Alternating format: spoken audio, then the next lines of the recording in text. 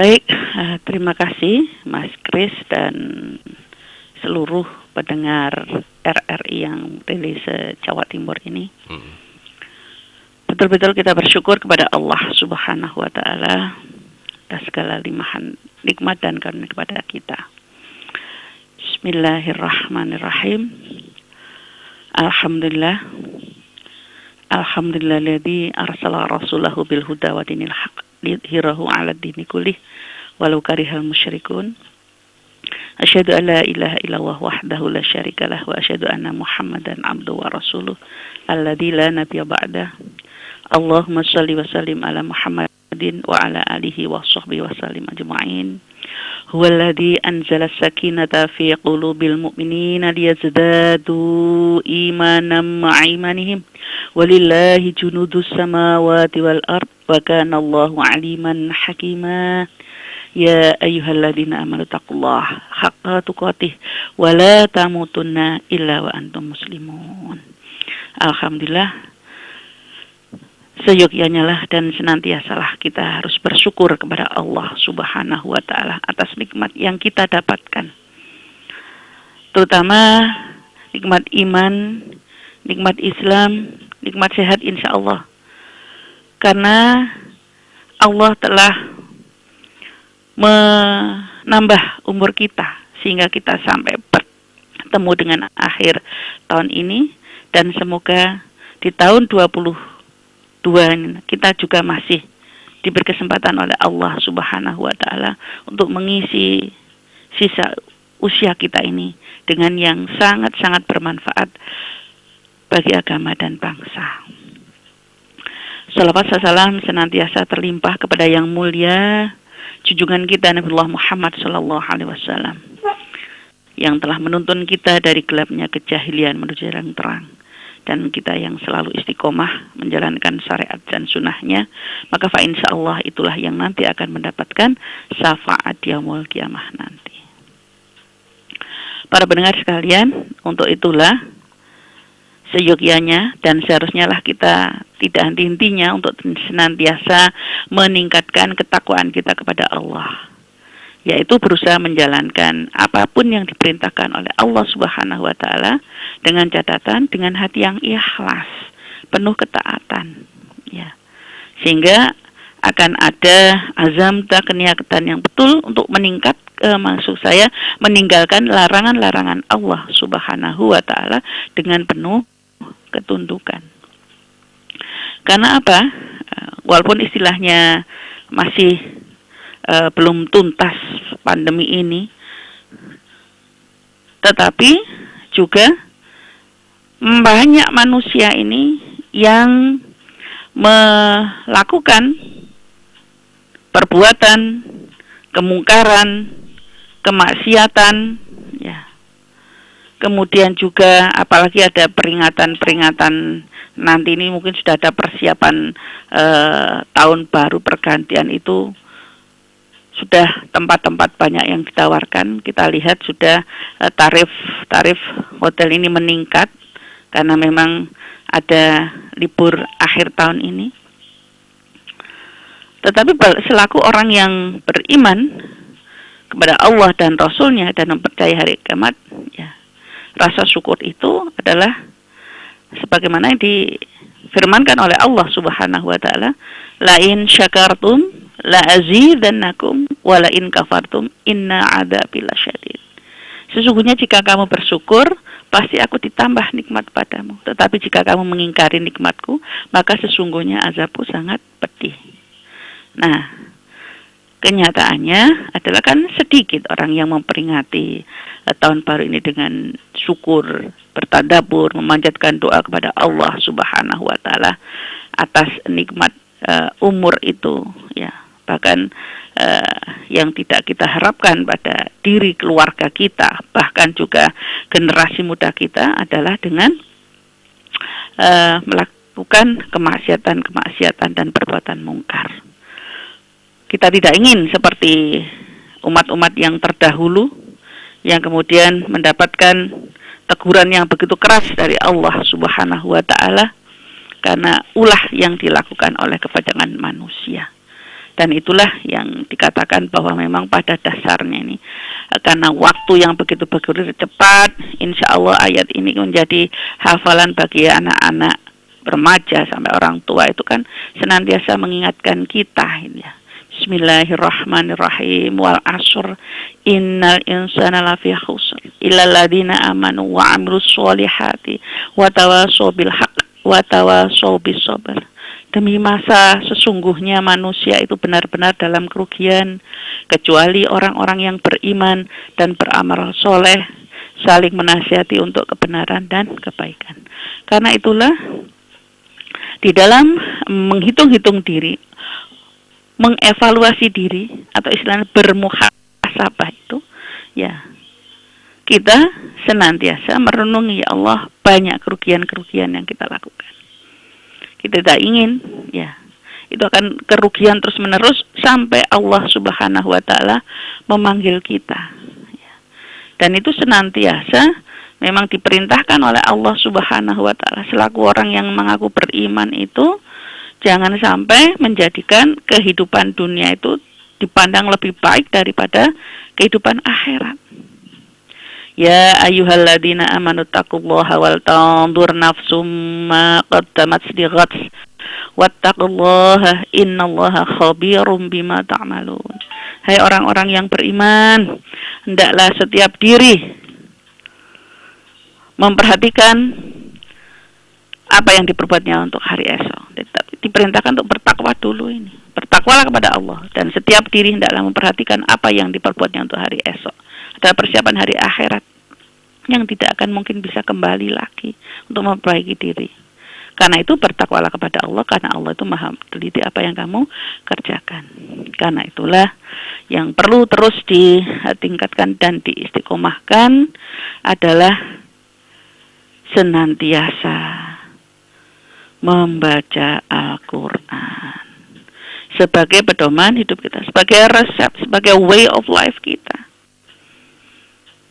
Innalladzina yatluna kitaballahi wa aqamus sholata wa anfaqu mimma razaqnahum sirran wa alaniyatan yarjuna tijaratan lan tabur wa liwaffiyahum ujurahum wa yazidahum min fadlih innahu ghafurun syakur.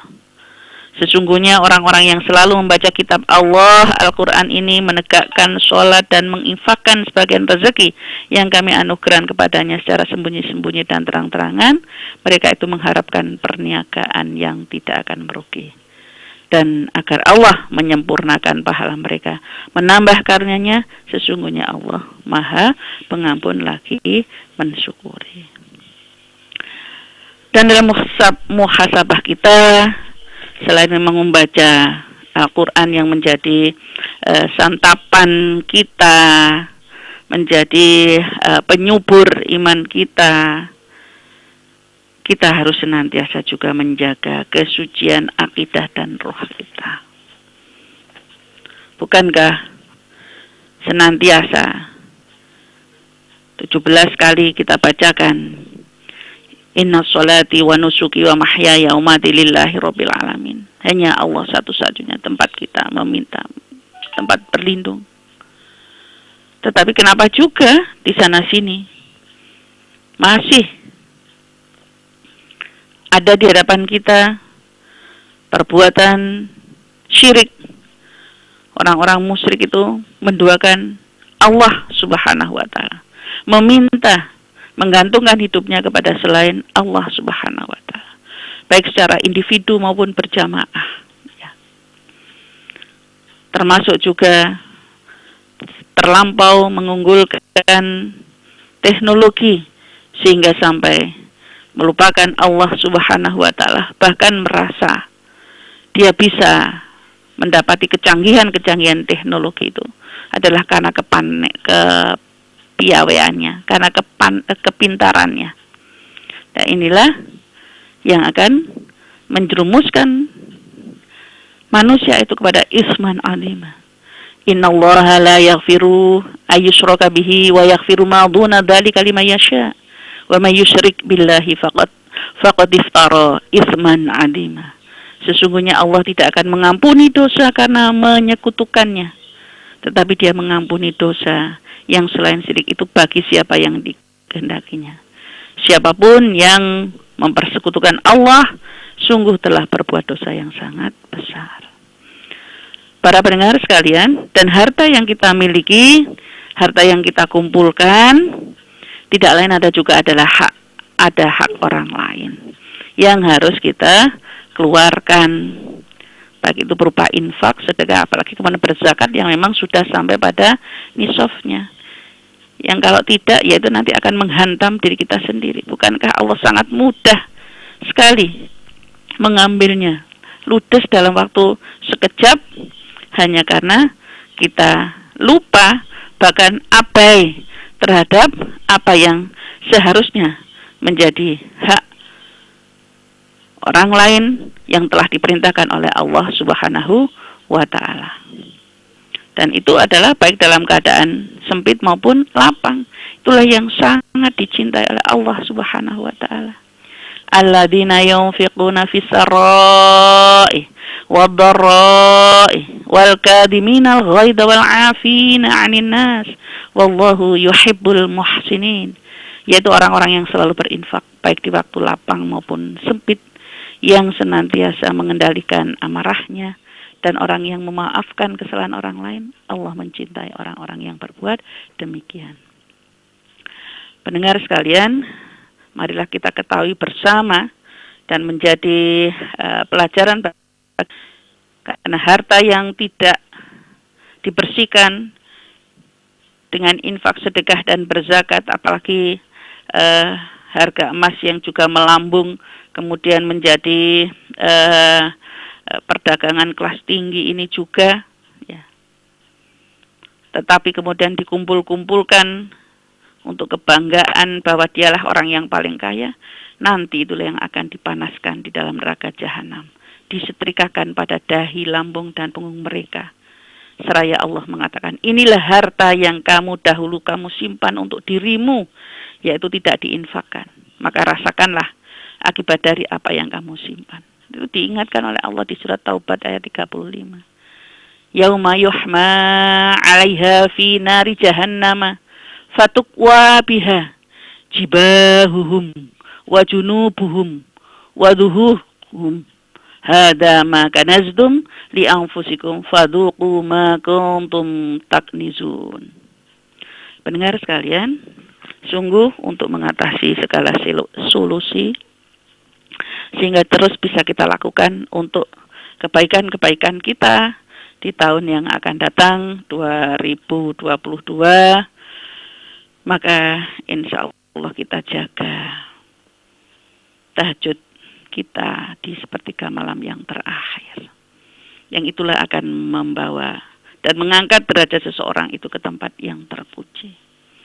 Aqimis sholata liduluqi syamsi ila ghasaqil laili anal fajr inna qur'anal fajri kana mashhuda wa minal laili fatahajjat bihi nafilatan lak asa an yab'asaka rabbuka maqaman mahmuda